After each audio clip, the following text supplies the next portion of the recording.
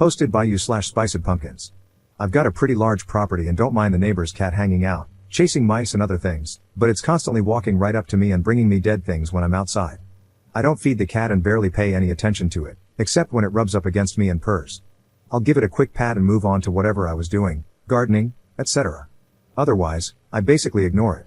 Anyway, the frequency of dead things plopped at my feet has gotten to almost every day. I don't want to be mean and scare it or anything. It's welcome to relax or prowl the yard, but it's a real long walk from one end of the yard to my trash cans to dispose of the things it brings, and it's getting old really fast. Update 1 day later. In a nutshell, the neighbor's cat keeps bringing me dead things almost daily. I don't hate cats, but cats are just not my jam. Sorry sub, no offense. If cats are around, cool, no big deal. I'm an animal lover. I have no issues with the cat itself. It's welcome in my yard to do as it pleases, and I practically ignore it unless it goes out of its way to come up to me. I'll give it a quick pat or scritch and move on to the many things I have to do in my yard. I forgot to mention the actual issue is not that it brings me dead things, but that the dead things it has brought me and I didn't find right away attract ants. Where I'm at, ants can pop up out of nowhere in the hundreds or more if dead things are not disposed of quickly. This summer, I've been at war with ants, and they are such a pain to deal with, especially if they're swarming the dead things left by the cat. Then lugging the dead thing way over to the trash cans is also a huge pain. I've been working hard to get the yard landscaped the way I want it. I've planted specific flowers to attract birds, butterflies, and small wildlife. It's gotten close to looking like a little sanctuary. It requires a ton of maintenance as I clean daily any seeds not eaten in the feeders, mowing, trimming, etc. The cat walking around the yard is no issue for me, as it seems not to bother any of the small wildlife except for mice, and it seems to enjoy the yard more than its owner's yard for some reason. It's an older cat, and I don't think it's right to spray it with a water bottle or try to scare it or be mean to it, as some suggested here. That's just not an option for me. I called my vet to get their advice, and they said to soak cotton balls in a 1-to-1 mixture of food-grade vinegar and water, then lightly dab my wrists, neck, ankles, shoes, etc. The vet said the vinegar is totally safe for the cat, but cats don't like the scent and will associate it with me. In theory, this should stop the cat from approaching me and it will likely give up trying to bring me dead things. The vet also suggested that it might be a good idea to actually lure the cat to me with a simple treat, ensuring it approaches, smells me, dislikes it, and leaves.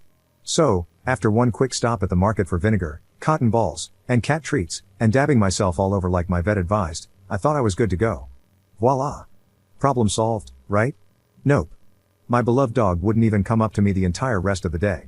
My wife said I stunk and demanded I shower. I told her I still had a lot of chores outside in the yard, and she said I couldn't step into the house until I showered. I told her I would shower after my chores. The cat showed up as usual and brought me another dead thing, a partial grasshopper this time, and I did what the vet said and gave it the cat treat. Not only did it approach me without flinching at my smell, but it went crazy purring and rubbing up against me after I gave it the treat. It was purring so hard I could feel the reverberations when it rubbed against my pant leg.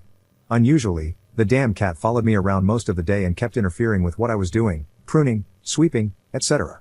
It ran in front of me while I was carrying things to the wheelbarrow, zipped between my legs, and lay down right where I was about to trim. I gently move it, and the little bastard kept coming back. I made sure to hold out my wrists for it to smell, and that did absolutely nothing.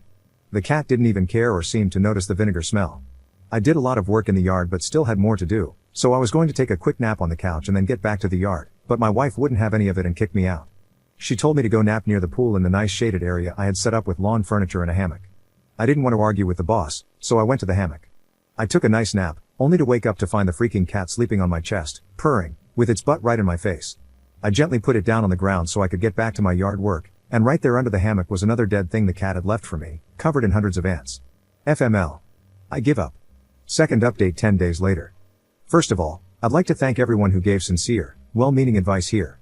When I say I'm not a cat person, I really mean it.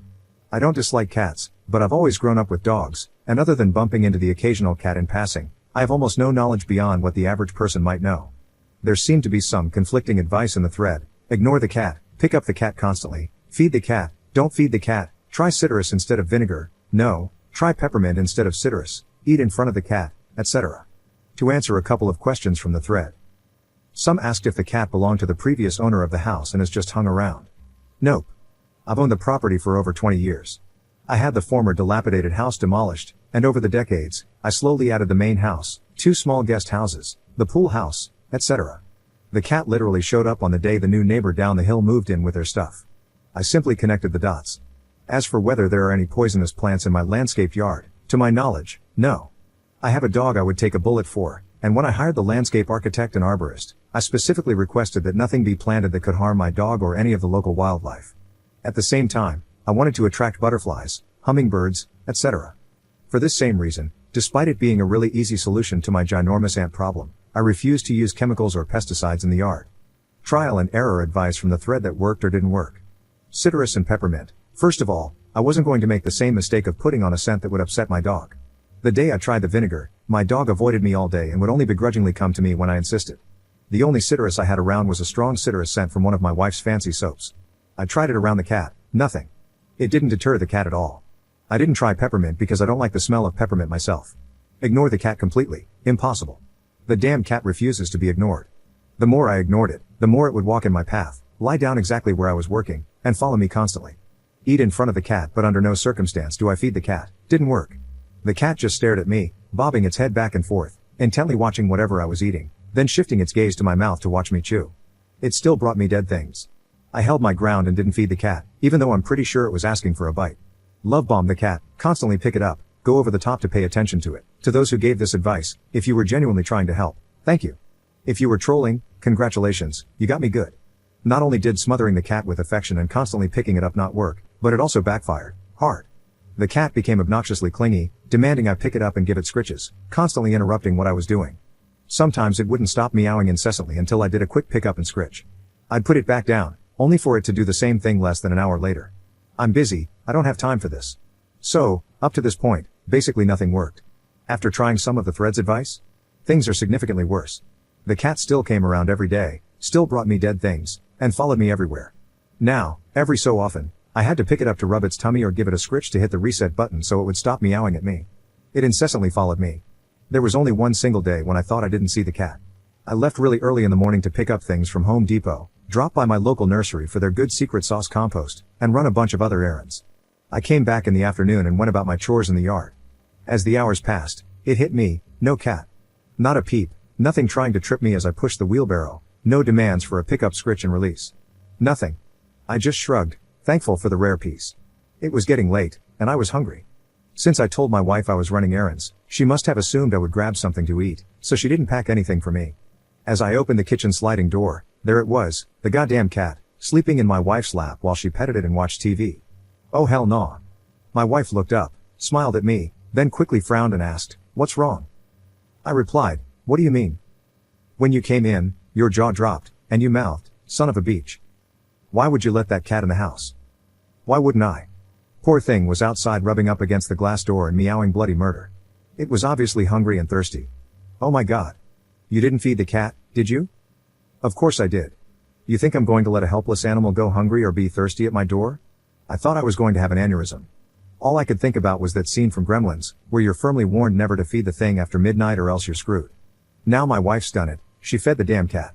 I'm screwed. This is the little bastard that's been giving me headaches with ants for weeks by bringing me dead things. What are you talking about? It just showed up today. Holy crap. I suddenly realized that, all this time, I don't think I ever directly mentioned the cat to my wife. I have a few acres of land, nicely landscaped and partitioned with very tall trees to break up the line of sight, as the landscape architect said. It's designed to give the feel of walking through a manicured forest, where you don't know what's around each corner until you turn and see the different landscapes. I've been working on the far end of the property, and that's where the cat shows up. She never saw the cat until today. Wait a minute. That day I came in with the vinegar smell, and you wouldn't let me in the house? That was because I was trying to make the cat keep away from me. Exactly at this point, the cat woke up, saw me, hopped off my wife's lap, and started purring like a motorboat, rubbing hard against my legs. That's why? Oh my god. Why didn't you ask Kevin for advice before trying something that stupid? Kevin is our vet. I've known him, his wife, and kids for years. He comes over every now and then to play video games in my man cave or shoot pool while the wives are off doing who knows what. It was Kevin who told me to do the vinegar. My wife literally rolled her eyes. I can't believe you two are doctors. Side note, I'm a retired anesthesiologist. That was some dumb advice. I know. It didn't work at all, so I went to an internet forum and asked for advice. My wife literally laughed in my face. You asked complete strangers on the internet for advice? And how did that work out for you? Not so good. Anyway, I'm going to take care of this right now and take the cat back to its owners. It belongs to the new family who moved in down the hill.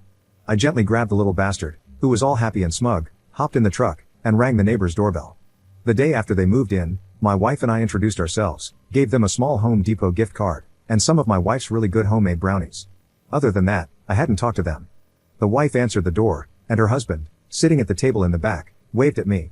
I reintroduced myself while holding their cat and told them I was bringing it back since it had been coming over to my yard every day. I was about to follow another thread's suggestion and ask if they could please consider putting a bell and collar on their cat so it would have a hard time catching things and bringing me their corpses, when the wife said, "That's not our cat. We don't have a cat."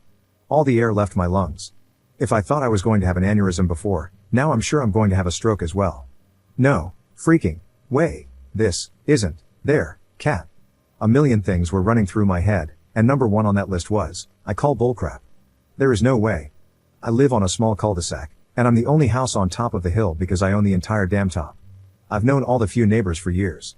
This cat doesn't belong to any of them. And this cat literally showed up the day they moved their stuff in. I started thinking, are these guys freaking evil douchebags who dumped their cat and are now trying to deny it? The words just plopped out of my mouth, and I instantly felt like an idiot. Are you sure? The wife looked a little taken aback and said, "That's not our cat." She sounded sincere, and her face looked convincing. The husband came to the door and asked, "Is there something wrong?" I said, "I thought this was your cat and was bringing it back to you. It showed up the day you guys moved in." The husband said, "That's not our cat. I've seen it walking around, but I think it belongs to one of the neighbors." He also looked sincere. Are they just world-class bullcrappers? There's no way this isn't their cat. What are the odds? Then their little kid, who looked about 4 years old, came to the door and smiled at me and the cat. Okay, here we go. Kids don't BS. They're brutally honest, and if this is their cat, this kid is going to spill it right now. Nope. The kid goes, a kitty, with genuine surprise. This kid had no idea about this cat. This cat isn't theirs. All I could think was, oh my god. FFFML. I sheepishly apologized for the mix-up and left, with the little bastard. It was before 5, so I called Kevin, the vet, and told him I was bringing the cat over to see if it had a chip. I dropped by his clinic, and they scanned the cat. No chip. Kevin examined the cat and estimated it was around 7 or 8 years old. He said there was no way this was a feral street cat because this cat was broken and way too used to being around people. What do you mean broken? Is something wrong? No, nothing like that. I mean this. He took the cat from me and cradled it on its back. It just stared at him calmly. Then, he put it on the table, still on its back, and gently grabbed both hind legs, pumping them up and down while saying, "Chugga chugga chugga chugga choo choo." The cat just blinked at him. See? Broken. I had no idea WTF he was talking about. Cats are usually wary of complete strangers, even house cats that have been around people all their lives. Cats don't just let anyone walk up to them and pick them up. And they never let a stranger put them on their back, exposing their vulnerable abdomen, and let them be repositioned like an action figure with the kung fu grip, like this one does. So what? It's just super friendly, right? You're not getting it. I've never seen a cat as chill as this one. No one has. They don't make cats like this. This cat literally gives zero craps. Even to its own peril. Even the techs noticed it. They were just passing this cat around, putting it in all kinds of positions, holding it, petting it. This cat didn't give a damn. This goes way beyond being just friendly. It's broken, man, but in a good way. Maybe it's just developmentally disabled? Nope. Not that I can tell. In fact, I think it's probably above average intelligence. What makes you say that? It somehow wiggled its way into your life and got your dumb head here, didn't it? But I don't like cats. I know. It's played the long con on you. He was smiling like it was Christmas. Like I said, smart. But I don't want a cat. Don't you know anyone who will take it? Absolutely. The tech already offered. She's in love with it. And the other tech wants it too. But here's the thing. What? Kevin took the cat and plopped it into my arms. It looked up at me with those big, dumb eyes and started purring really loud. Kevin took the cat back. The purring stopped, and the cat just looked at him. He put the cat back in my arms. It started purring again. See? This cat has a major crush on you. I'm not going to tell you what to do, but my 2 cents? It would be cruel to separate this cat from you. Look, if you really don't want the cat, I can have literally a bazillion people busting down this door for it. At least you told me you didn't feed it. I told him my wife already did, and she really liked the cat. Oh man, you're screwed. So, I brought the cat back home and told my wife everything. Now, my wife has a grin from ear to ear. Okay, good. She grabbed the cat, and it just snuggled up to her, the little kiss up. There's still time to go to PetSmart and get it some things. And while we're there, you can get one of those cat flappy doors for the kitchen. I told her, hell no. This cat has already given me major headaches with ants outside. I don't want it coming in the house. I looked her straight in the eyes and said, 100% no to the cat door. I crossed my arms. 1000% no. She narrowed her eyes at me. Anyway, we went to PetSmart, and she got some outfits for the cat, And now my kitchen door has a cat flap installed. The only consolation prize is that she let me name the cat. I named it what she thought was LB. I told her it sounds cute, like Elmo, and she went with it. It's actually LB for little bastard. I giggle inside when I call its name. P.S. LB has stopped bringing me dead things since being inside most of the time. It's already destroyed my Newton's cradle that I've had for years in my office, stolen one of my Chewbacca slippers, which I still haven't found, and I still often wake up after napping with it sleeping on my chest, butt right in my face. FML. I give up. Commenter. Someone dumped the cat out of his property thinking it was farm area. Cat saw a human and brought him fresh hunts to show human how good a hunter and provider cat is, so human will love cat. Human kept interacting with cat happy, cat follow human all over yard, cat purrs. Cat satisfied with human slave pick now has to get in house.